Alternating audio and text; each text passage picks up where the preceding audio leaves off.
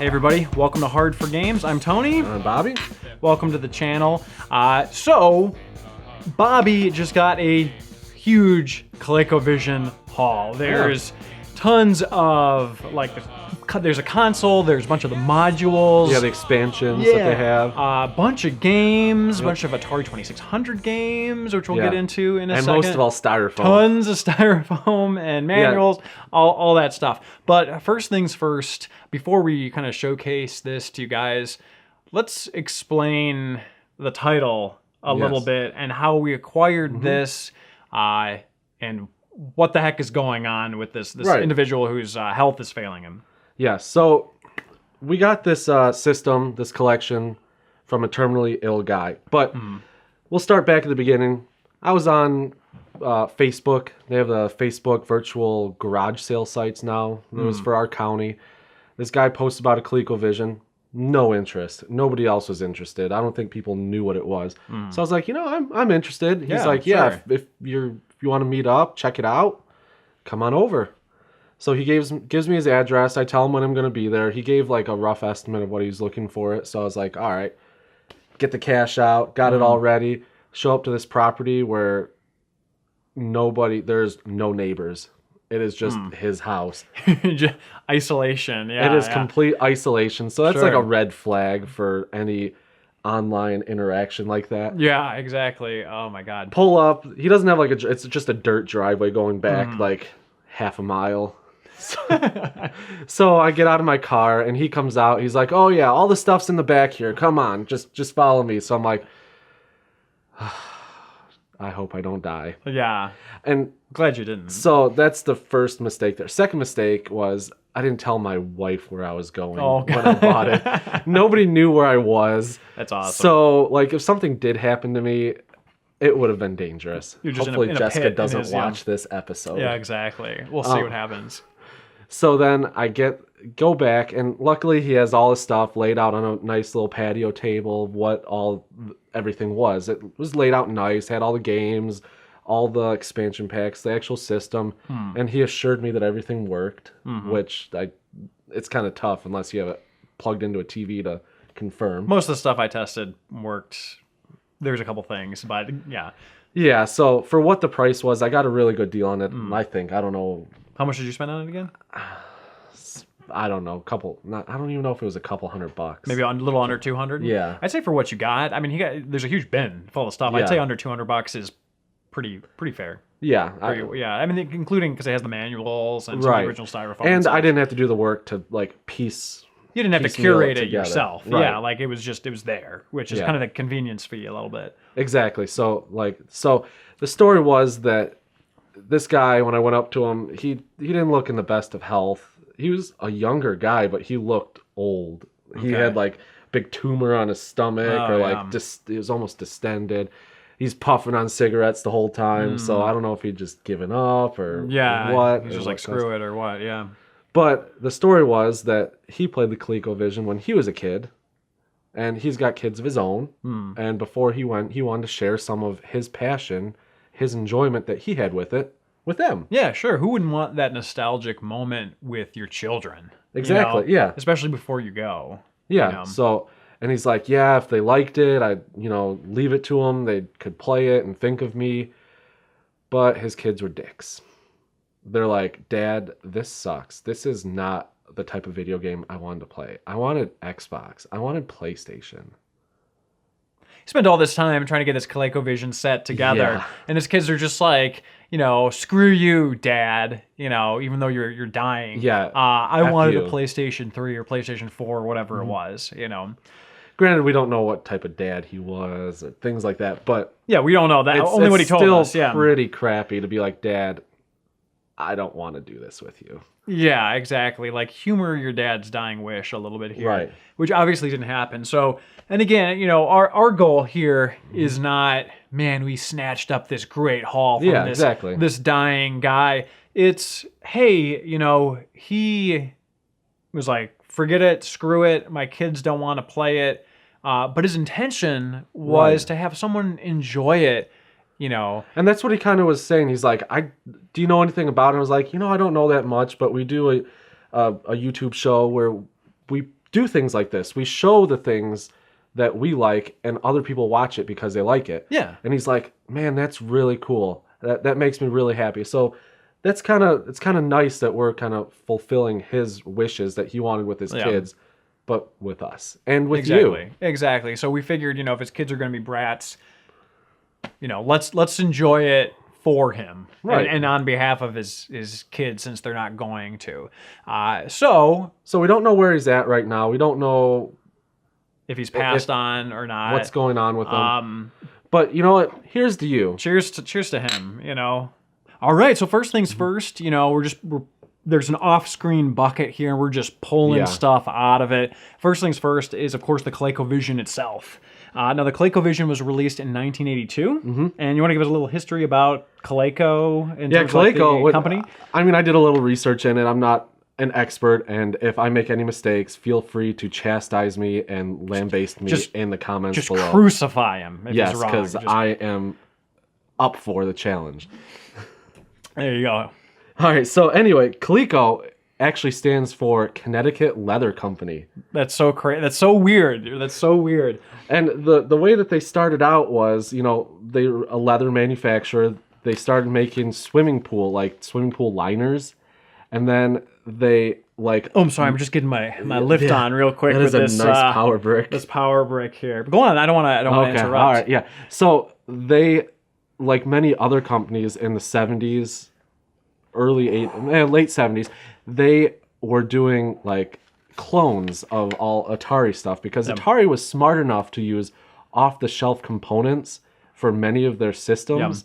So other companies reverse engineer. It's not that hard to open it up and say, oh, I can get that processor, that chip, that... Just smart enough. Yeah, just buy it myself and assemble it myself and sell it under my own company. So basically, there's nothing proprietary about anything that Atari was doing, right? Essentially, so Coleco kind of took advantage of that a little bit. Right, so they took advantage of it. That's the early Coleco history.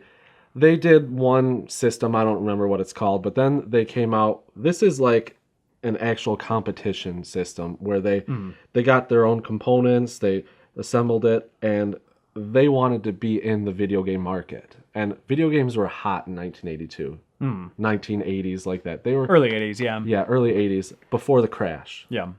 And so they came out with this. It's a pretty smart system because they knew that people were going to want to be able to do more with the systems eventually. So they had these expansion module attachments that go in here. And with those, it was a pretty powerful system. We'll go into more of the expansions later, but eventually you could play all the Atari 2600 games on this system, plus all the ColecoVision games. And plus, I mean, this was already more powerful than the 2600 itself. Right. So it kind of offered more of an arcade-style experience, which is funny because, like, every system, is always like, this is a closer to an arcade-style experience from the NES to the Master System. This, the 2600, all of these systems keep claiming that, but of course, at the time, that this was definitely closer to that arcade experience. And that's kind of why the ColecoVision took off, was because Nintendo's arcade game, Donkey Kong, hugely popular. There was like a bidding war between Atari, some other systems, and Coleco, and they're like, no, with our hardware, we can get as close to as close to arcade quality as possible. This is our offer. This is what we can do. And Nintendo liked that, so they're like, fine. So the game that shipped with the system was Donkey Kong. Yeah. And pack-in games were definitely more common back in the day. Even like in the 90s, they were common as well. And having a good pack-in game made a big difference, especially with something as popular as Donkey Kong. Right. But yeah, I mean, I kind of like this system here. I actually didn't clean the innards here as much as I cleaned the games themselves. But this is just kind of a weird, kind of a little stiff controller. And it's also known for having these keypad buttons. It's kind of like a phone. Hello, Tony. How are you? Hello. But it's good. I like it. But what's cool is they actually have like inserts that you could put on these so that each game could be something different. Like you could have a punch, a kick, or whatever right on these buttons. And you got to keep in mind, too, that, like, this is early home consoles, so there was no, like, standard for controllers. Right. You know what I mean? So it was just like, I'm sure some people were like, "Oh, this is interesting. This is strange. This is different than the Atari 2600." And other people were like, "Oh, wow, more buttons. That's cool." Whereas like nowadays, we're like, "This doesn't look like a PlayStation controller. What the hell?" Yeah, it's not really ergonomic. I don't hold it horizontally. Like what the hell is? Like it's different because I think at the time there just was no standard, so it's just like whatever. Yeah, exactly. Like whatever goes. They were just experimenting. It made sense to them. Yeah, exactly. So next up is expansion module number 1, right. and actually I'll pull this out just so you can see how it like inserts in here. And remember we talked about having a lot of styrofoam. Right. So you got the original ColecoVision cartridge here. Yeah. This is your expansion module. That just ever so gently slides in. Ever so tenderly. Get in there. Yeah. Oh yeah. Oh. That's the chocolate. Yeah. And look at this behemoth of a machine. But basically, what this is an Atari 2600. Module, right? Yeah, so again, exactly. We mentioned that it's like an emulator that emulates the Atari 2600 with the ColecoVision. Exactly. So this took, you have the ColecoVision library, and now suddenly you have the entirety of the 2600 library because Atari didn't bother to use proprietary components for their machine. So no, Atari definitely tried to go after them because of this. And they sued and actually lost in the courts because its video game like rights were kind of iffy then. Yeah, exactly. So didn't know where it fell under because they're like, well, if you can buy the stuff and assemble it yourself, then is it really proprietary? Yeah, exactly. It was almost like Atari 2600 was just, Atari was charging a convenience fee for it already being packaged together. Exactly. Yeah. But that is just kind of so cool because it's like, Yeah, they came out of the gates. They're like, listen, you don't need to go out and buy a 2600 if you don't have one. Just buy our system. You can have all those games on our system and then all the future games that we're going to release. Yeah. This is as best as a 2600 is going to get, but we have so much more to offer. Oh, yeah. Yeah, which was ridiculous, but pretty cool. Yeah. Definitely pretty cool. Next up is the expansion module number 2 here. And, of course, obviously what this is a driving controller and... You got an accelerator. An accelerator pedal that kind of stores nicely in here. I really like how everything just like stores in compartments. Right. They thought of how like the angry moms would be like, I don't want your video games getting all over the place. And it's like, okay, Mom, I'll just put it right in here. Right. And this one got suction cups on it for table mount. Yeah, exactly, which is nice. And another thing about this too is that this just plugs in like a controller. Yeah, it's not really an expansion module, more than just like a controller. Yeah, but they still call it expansion module. Yeah. But I actually played this, and, this is a really early driving wheel, and I did play it with some of the racing games, and it actually does make a difference in the enjoyment level. It's more fun. Yeah. And then I read that people use the other controller as like a shifter. They found a way. Oh, yeah. I heard about that. Yeah, so instead, because all this is an accelerator and wheels, so there's like no brake, no... Yeah. So people found a way of using the other... joystick as a shifter, things like that. Which probably makes sense because when I was playing the game, I was like, I really was enjoying it, playing it as is, but it did seem like I was missing something because I couldn't really brake. I was just like accelerating less. Right. So they, they would put the controller in that slot and use it as a shifter. Okay. Oh, like in here they would make this. Oh, okay. They would just literally pop it in. Pop it in there, so you got a shifter. Oh my god. Steering wheel. That's cool. And accelerator, right? Like built into the system. ColecoVision was pretty damn advanced for what it was. Yeah, it's pretty sweet stuff. So the next expansion module, we're just going to mention, we don't actually have it because it was very expensive. What it was basically as a module to turn your ColecoVision into a fully fledged computer. Yeah, personal computer. Known as the Atom. ADAM. ADAM. Not like the atom. Not atom. But atom. Like up an atom. Mm-hmm. So again, we don't have it, but it was also very, very expensive for the time. Right, so the story behind it was they were making a different expansion where there was going to be like save ports where you could actually save your Coleco game because all these are ROMs. You can't write to them at all. Yeah. So they were going to have a tape deck insert, like magnetic tape backup, and then like it was hardware expansion. It was supposed to beef up the hardware to get it even better. Yeah. So you could play better games. Kind of like the N64 expansion. The expansion pack, yeah. 4 megabyte expansion pack. Exactly. Yeah. So that all kind of... They scrapped that because people were like, well, video games are going on the wayside. we want personal computers. The Commodore 64 was doing great. Yeah. People like, well, why would I buy that when all I can do is video games? This PC, I can do games and more. Mm-hmm. So they scrapped their project of their hardware and they turned it into this PC add-on, which at the time it was $750. In like 1980, what, 3-4? Something like that. I don't remember exactly. I think 84. And people were like, that's insane. I could go out and buy a Commodore 64 and a ColecoVision for that price. Yeah. Why would I buy your expansion? Yeah.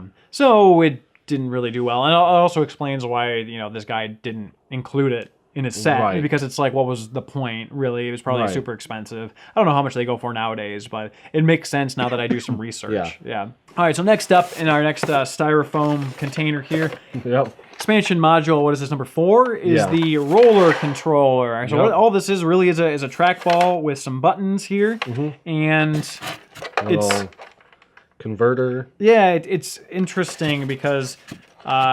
so this can be player 1 and player 2. Mm-hmm. So you only have to buy one of these, basically. Mm-hmm. But it also, connects... It also has its own power supply. Yeah, so you... can do that. I don't know how it works. So basically what you do is you actually plug this into the back of the ColecoVision. Okay. And then use this converter and then plug in the normal power supply. Oh, sweet. Yeah. So it kind of piggybacks. It's like a pass-through. Yeah, it kind of daisy chains off of the actual power supply. And, again, it's nice. You don't have to buy 2 of these controllers for player 1 and player 2. As it switch turns, it just kind of goes. Yep. Now, this is one piece that... The buttons, when I tested the buttons worked, but I couldn't get the roller to work, and I don't know if that's because maybe...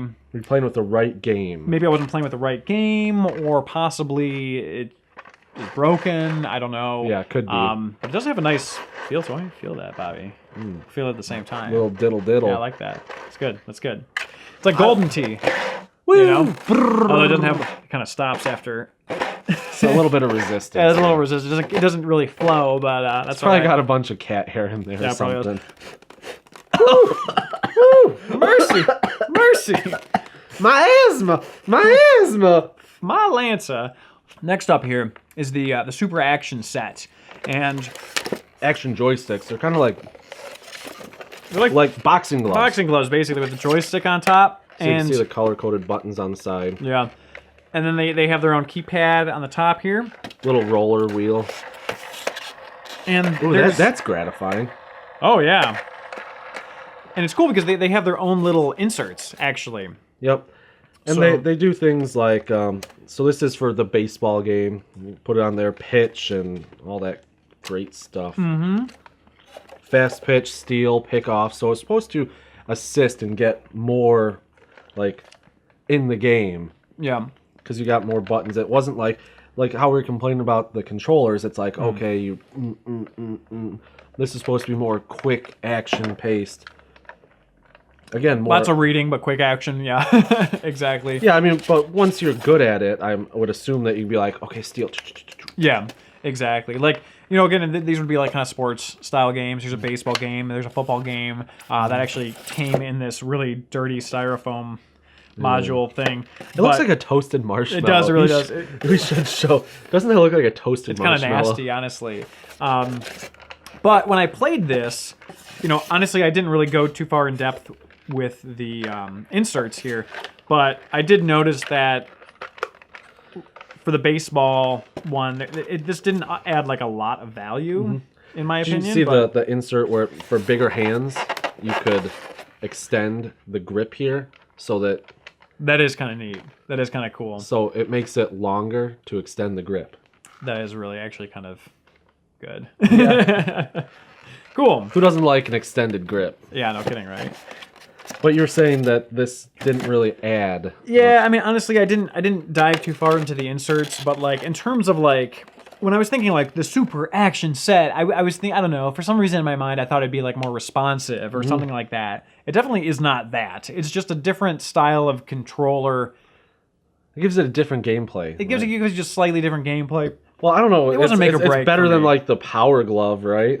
Yeah, I would imagine so, because there's no motion in it. But yeah, no, I mean it's neat. It's just another neat little thing. But for the time, I don't know if right.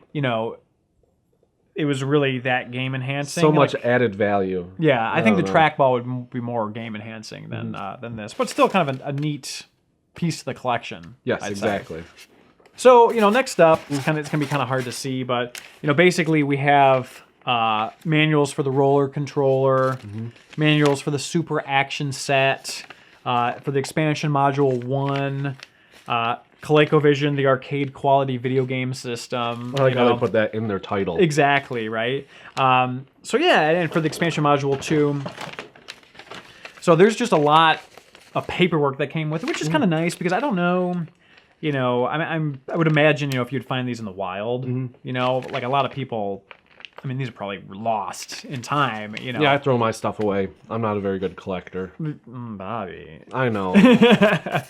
There's a cool thing here. Like, there's actually some, like, booklets that go through different, like, technical specs and that kind of talk about different games. And these are actually some game manuals here, too, which is kind of neat. We're not going to go through all of them, but we'll showcase a couple of them. And it's just kind of neat because it's like, I've never seen a ColecoVision game manual before. No, me either. Like I've seen ColecoVision games, but how often do you see a manual for one?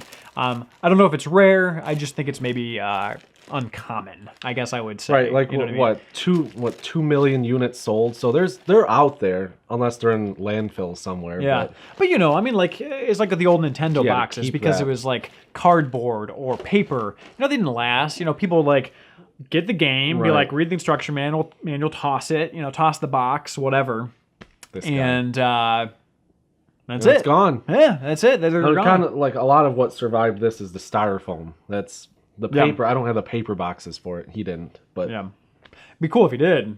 Next up, we're not really going to go through all of these, honestly, but there's just a bunch of games. Right. So there's Smurf, there's Donkey Kong Jr., there's just a bunch of different cool. There's Zaxxon, a bunch of Sega games. And I think there's actually some more manuals at the bottom of this, as a matter of fact. But here's regular Donkey Kong. So it's kind of this interesting combination between. I kind of respect the ColecoVision cover art here, or lack of, because it's not promising. Like, this is what. Atari 2600. Atari 2600 game. I always hated how they show this like beautiful cover art, and then you play the game, it's like 9 pixels. Yeah, exactly. There's no false advertising. Exactly. With just a title. Yes. Exactly. But yeah, it's a box that's just basically a combination of 2600 and ColecoVision. Yeah, it was pieced together. It wasn't all ColecoVision games. It wasn't all 2600. But since you can play both, he had these games to offer with the system, so I took them. Yeah, but like I said, there's a lot of there's a lot of good stuff here. There's, like I said, the Donkey Kong, there's Defender, Mousetrap, Smurfs for the ColecoVision. It's good. There's some solid titles and some well-known titles here for sure. Well, everybody, that is our episode today. So to that gentleman, wherever he is, whether it be on above, Earth, down below, or in the middle with the rest of us. Yeah, exactly. Glory to his ancestors. Yep. And you know what? Hey, thank you for piecing this thing together. We're definitely going to be getting made our life better. Yeah, we're going to be getting some good enjoyment out of it. I hope that you guys enjoyed as well. And one thing I did actually want to mention, since it is kind of the holiday season, I was thinking the other day, do we treat our family as well as we treat our game collection? I treat my family better. Yeah, because you don't really have a game collection. Exactly. But just something to think about. And they're a little more needy. Exactly. But, this is a good example of some kids not really treating their father who's dying very well. Little grinchy kids. Just something to think about as we move on to Christmas and New Year's. Yeah, and share the love. Share the love a little bit, guys. And, we appreciate you all subscribing. Thank you for clicking that notification button near the subscribe button to make sure you never miss. Bell thing to make sure you never miss a video from us. And we will see you guys next time. Merry Christmas. Merry Christmas. Hey, puppy, you're a good boy. You want to come up here? I want to check that little zippy tie out. What is that? You can sniff the zippy tie. I will chew it to see. Thank you again for watching. If you enjoyed this video, feel free to give it a like and a share, and we will see you guys next time.